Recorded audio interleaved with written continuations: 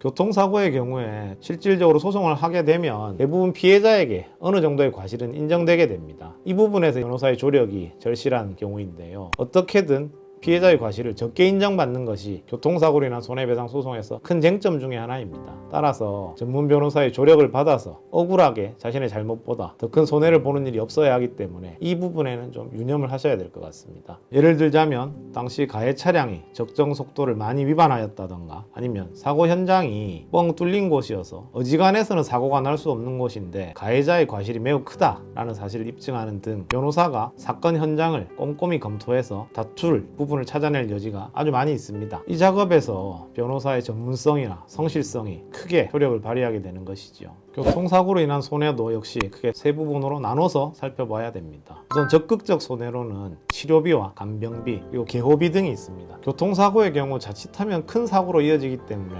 간병비나 개호비가 오히려 일반적인 치료비보다 훨씬 많이 나오는 경우가 많이 있습니다. 이 부분을 충실하게 보상을 받으시려면 전문 변호사의 도움을 받아서 하나하나 챙겨가시는 것이 필요하다고 하겠습니다. 소극적 손해로는 휴업급여와 장애급여라는 것이 있습니다. 휴업급여는 교통사고로 인해서 일을 하지 못하는 것에 대한 보상으로 생각하시면 되고, 장애급여라는 것은 사고가 크게 발생해서 신체에 장애가 남게 되어서 앞으로의 근로활동에 악영향을 받게 되는 부분을 보상받는 것이라고 생각하시면 됩니다. 마지막으로 위자료는 그 사고로 인해서 정신적 손해를 입은 것에 대한 보상을 받는 것인데요. 생각보다 그 액수가 크지 않아서 실망들을 많이들 하십니다. 그래도 최대한 가해자의 잘못이 크고 피해자의 잘못이 없다는 점을 잘 입증해서 최대한의 위자료를 받으시는 것이 좋으실 겁니다.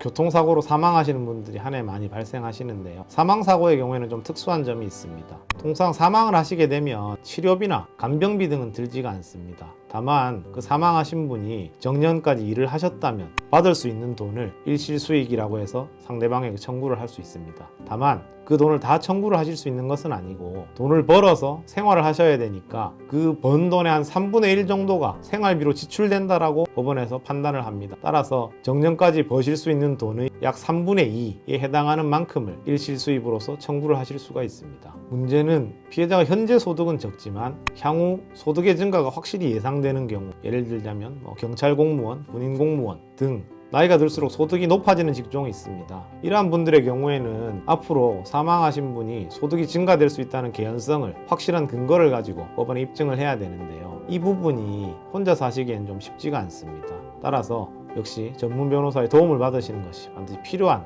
그런 영역이라고 하겠습니다. 그리고 고령자의 경우에는 정년이 넘으면은 일실수입을 잘 인정을 안 해주는 경향이 있습니다. 하지만 그렇다고 해서 반드시 한 푼도 받지 못하는 것은 아니고, 사망하신 분 나이가 비록 70을 넘었지만 정상적인 소득 활동을 하고 있었다는 것을 세무자료나 관련 자료의 제출을 통해서 법원에서 인정받는다면 얼마든지 추가적으로 손해를 보상받으실 수가 있습니다.